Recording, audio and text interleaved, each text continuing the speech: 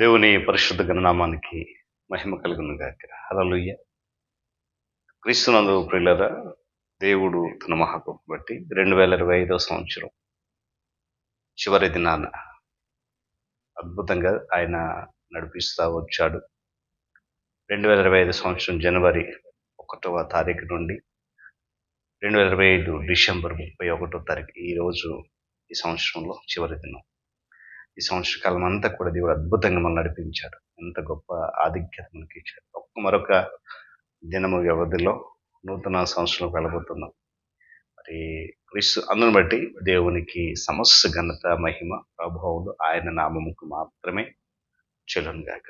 క్రీస్తు నందు ప్రియులైన దైవజనులు, స్నేహితులు, విశ్వాసులు, సహోదరులు ఈ కార్యక్రమాన్ని సంవత్సర కాలం అంతా వీక్షించి నన్ను ప్రోత్సహించినటువంటి దైవజనులు, స్నేహితులు, విశ్వాసులందరికీ కూడా యేసుక్రీస్తు వారి ఉన్నతమైన నామంలో ఉదయకాలపు శుభములు, వందనాలు తెలియజేస్తుంది. మీరందరూ బాగున్నారు కదండి? చాలా సంతోషం అండి. రండి, ఈ దినం కూడా మిమ్మల్ని ప్రేమతో నేను ఆహ్వానిస్తూ ఉంటున్నాను.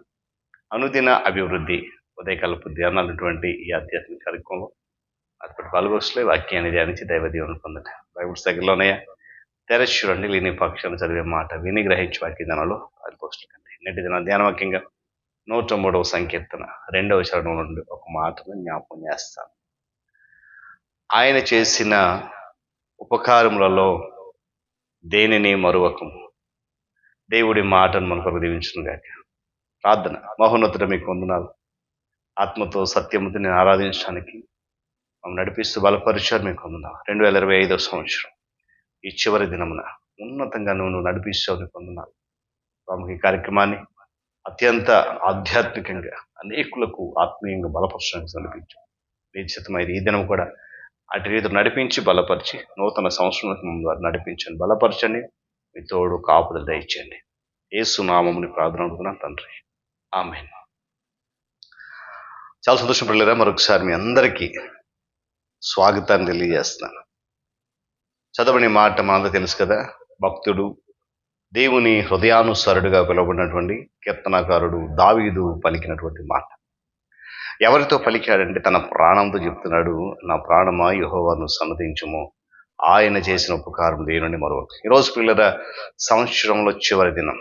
సంవత్సర కాలం అంతా కూడా దేవుడు మన జీవితంలో చేసినటువంటి ఏ ఒక్క మేలును కూడా మనము మర్చిపోతాం. ద్వితీయోపదేశకాండంలో మోషే ఇశ్రాయేలుకి ఇచ్చినటువంటి వీడ్కోలు సందేశంలో దేవుని ప్రజలు ఎన్నడూ కూడా మరువకూడని అనేక ప్రాముఖ్యమైన విషయాలు చెప్పాడు. వాటిని గురించి ఈరోజు క్లుప్తంగా మనం ధ్యానం చేద్దాం. ఈ సంవత్సరం చివరి దినాన మరి చేరిన మనకు ఈ సహాయకరంగా ఉండను కాక. చూడండి, ఇశ్రాయేలు ప్రజలకు దేవుడు చెప్పిన మాట, నేడు పరిశుద్ధాత్మ దేవుడు వాక్యం చెప్పిన మాట, పూర్వపు స్థితిని మర్చిపోవద్దు. నీవు ఐగుప్తు దేశం ఉన్నప్పుడు దాసుడు ఉన్నావు, అక్కడ నీ దేవుడిని యెహోవాను విమోచించి జ్ఞాపకం చేసుకో అన్నాడు. పిల్లల నూతన సంవత్సరం వెళ్ళబోతున్న మనము ప్రారంభ దినము నుండి అనగా 2025 సంవత్సరం దినమును ప్రారంభం నుండి ఈ సంవత్సరం వరకు ఆయన చేసినటువంటి మేలు మర్చిపోవద్దు. లేకపోతే ఆయన చేసినటువంటి విమోచన కార్యాన్ని మర్చిపోవద్దు. దేవుని విమోచన ప్రేమ యొక్క ఔదార్యం ఎదుట, ఏమంటే ఔన్నత్యం ఎదుట మన గత పాత జీవితము ఎంత అధోగతిలో ఉందో అనే విషయాన్ని మనం ఎంతగా జ్ఞాపకం చేసుకొనిచున్నాము. దాన్ని బట్టి మన ప్రస్తుత జీవిత నాణ్యత ఆధారపడిన విషయాన్ని కూడా నేను జ్ఞాపకం చేస్తాను. ఒక్క దినం ఏదో నూతన సంవత్సరం వెళ్ళిపోతున్నాం మనం కదా. సంవత్సరం కాలం అంతా చక్కగా నడిచేసాం స్టాన్సారంగా. ఎస్. అయితే దేవుడు తన కాపుదల ఇచ్చి మనకు నడిపించిన విషయాన్ని పూర్వస్థితిని మర్చిపోవద్దు అన్నాడు. రెండవది ఏంటంటే, ఏదైతే దేవుడు నీకు ఇచ్చాడు వాగ్దానము, ఆ వాగ్దానాన్ని మర్చిపోవద్దు. అంతే కదా. దేవుడైన యెహోవా నిబంధనను మరువకుండా జాగ్రత్త పడు. నీకు వాగ్దానం చేశాడు 2025 సంవత్సరం ప్రారంభ దినాన.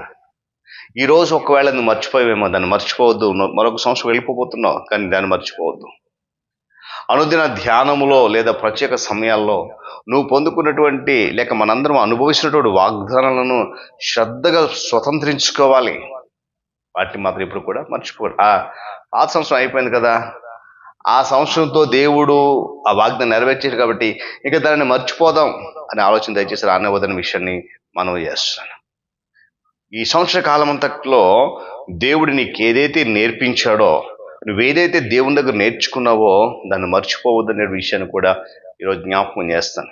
అంటారు కదా, ఈ ధర్మశాస్త్రం అంతటిలో కట్టడలను నీతి విధులను గల గొప్ప జనం ఏది లేదు. ఇలాంటి శ్రేష్టమైన వాక్యము, నిబంధన, శ్రేష్టమైన వాగ్దానము, శ్రేష్టమైన ఆజ్ఞలు, శ్రేష్టమైన ధన్యతలు కలిగి ఉన్నటువంటి జనం ఏది కూడా లేదు, ఒక్క క్రీస్తు జనము తప్ప. నువ్వు మరొకటి జాగ్రత్త పడమని చెప్పి జ్ఞాపకం చేస్తున్నాడు. ఈ తరములో మనం జ్ఞాపకం చేసినప్పుడు ఎన్నో బోధలు వస్తున్నాయి, ఎన్నో ఉపదేశాలు వస్తున్నాయి, ఎన్నెన్నో విషయాలు విన్నా కూడా మనము దావీదు వలె చెప్పాలి, నీ వాక్యమును నేను మరువకుందునని సాక్ష్యం ఇవ్వాలి. ఇవ్వగలమా? నూతన సంవత్సరంలో ఈ సంవత్సరం అంతా కాలంలో దేవుని ఏం నేర్చుకున్నావు? నీ సంఘానికి వెళ్తున్నప్పుడు, నువ్వు ఇంట్లో వాక్యం చదువుతున్నప్పుడు, ప్రార్థన చేసినప్పుడు, నీ సహవాసం కలుస్తున్నప్పుడు, నువ్వు ఏదైతే దేవుడు నీకు నేర్పించాడో దానిని నూతన సంవత్సరం వెళ్ళినప్పుడు ఏమాత్రం కూడా నీవు మరచిపోతున్న విషయాన్ని ఈరోజు నేను జ్ఞాపకం చేస్తున్నాను. మరొక విషయం ఏంటంటే అద్భుతాలు. దేవుడు ఎన్ని అద్భుతాలు చేశాడు సంవత్సరం అంతట్లో. 12 మాసాలు, 365 రోజులు, ఎన్ని అద్భుతాలు చేశాడు నీ జీవితంలో. మర్చిపోవద్దు ప్రియ సంగమా, మర్చిపోవద్దు ప్రియ స్నేహితుడా, ప్రియ విశ్వాసి క్రైస్తవుడా. అంటే కదా, నీ కన్నులు చూచిన ఆ గొప్ప శోధనలను, సూచక్రియలను, మహత్కార్యములను జ్ఞాపకం చేసుకో, మర్చిపోవద్దు. ఎన్ని అద్భుతాలు చేశాడు నీ జీవనం. నువ్వు అనారోగ్యంగా ఉన్నప్పుడు బాగు చేశాడు, నువ్వు కష్టకాలంలో ఉన్నప్పుడు ఆశ్రయం ఇచ్చాడు, నువ్వు కృంగే స్థితిలో ఆదరించాడు, మానసికంగా నలిగిపోతున్నప్పుడు బలం ఇచ్చాడు, ఆర్థికంగా ఇబ్బందులు ఉన్నప్పుడు నీ ధన సమృద్ధిని ఇచ్చాడు. ఎన్ని అద్భుతాలు, ఎన్ని అద్భుతాలు. నీ రాకపోకల్లో, ప్రయాణంలో, నీ కుటుంబ విషయం ఎన్నో అద్భుతాలు. ఏదిని కూడా మర్చిపోవద్దు. అంటే అంటాడు, నా ప్రాణం ఆయన చేసిన ఉపకారం ఎన్నో ఉన్నాయి, ఏం మర్చిపోవద్దు. యేసుక్రీస్తు ప్రభు వారు తన శిష్యులకు విశ్వాసం పురుకొల్పడానికి 12 మరియు 7 గంపల గురించి జ్ఞాపకం చేశాడు ఆయన. మనము దేవుని గీత అద్భుత కార్యాలను మర్చిపోతే ప్రస్తుత అవసరానికి దేవుని శక్తికి హద్దులు ఏర్పాటు చేసిన వారు అవుతాం. ఈ సంవత్సరం మనం ఏదో అద్భుతాలు పొందుదాన్ని మర్చిపోవద్దు. ఒకవేళ దాన్ని మర్చిపోతే భవిష్యత్ నూతన సంవత్సరంలో వాటిని జ్ఞాపకం చేసుకునే అవకాశం నీకు ఉండదేమో. మరొక విషయం ఏంటంటే, నూతన సంవత్సరం వెళ్ళేటప్పుడు చేయాల్సిన పని, మనము దేవునికి ఏ విధంగా కోపం పుట్టించామో మర్చిపోవద్దు. 2025 సంవత్సరంలో జనవరి 1వ తేదీ నుండి ఈ దినం వరకు కూడా ఎన్నిసార్లు దేవుని కోపం పుట్టించాం మనం, ఎన్నిసార్లు దేవుని కోపానికి గురయ్యాం, ఎన్నిసార్లు దేవుని వాక్యానికి అవిధేయమయ్యాం, ఎన్ని మార్లు తప్పిపోయిన ప్రతిసారి దేవుడు ఎంత కోపం తెచ్చుకున్నాడో మర్చిపోవద్దు. అన్నాడు కదా, అరణ్యంలో నీ దేవుడైన యెహోవాకు కోపం సంగతిని మర్చిపోవద్దు. శోధించారు ఇశ్రాయేలు ప్రజలు, దాన్ని మర్చిపోదు. ఈరోజు ఈ 2025 సంవత్సరం అంతా కూడా మనము హద్దులు మీరినప్పుడు ఏమంటే దేవుని కోపం పుట్టించే సంగతులను మర్చిపోవద్దు.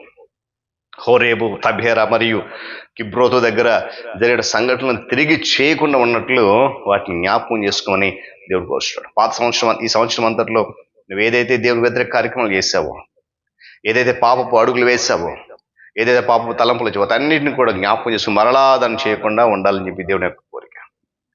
చివరి మాట ఏంటంటే, ఈ సంవత్సర కాలం అంతా నిన్ను ఆశీర్వదించిన దేవుని మర్చిపోవద్దు. హల్లెలూయా. నీవు తిని తృప్తి పొందినప్పుడు యెహోవాను మరువకుండా జాగ్రత్త పడి చెప్పి వాటిని జ్ఞాపకం చేస్తుంది. ఈ సంవత్సర కాలంలో ఎప్పుడు నీ కుటుంబంలో ఉపవాసంతో ఉండి లేదంటే పస్తులు ఉండడం పరిస్థితి దేవుడు రానవలే కదా. ఏది కావాలన్న ఆ సమయానికి ఆశీర్వాదాన్ని నింపేశాడు. ఆశీర్వదించిన దేవుని ఎప్పుడు కూడా మర్చిపోవద్దు.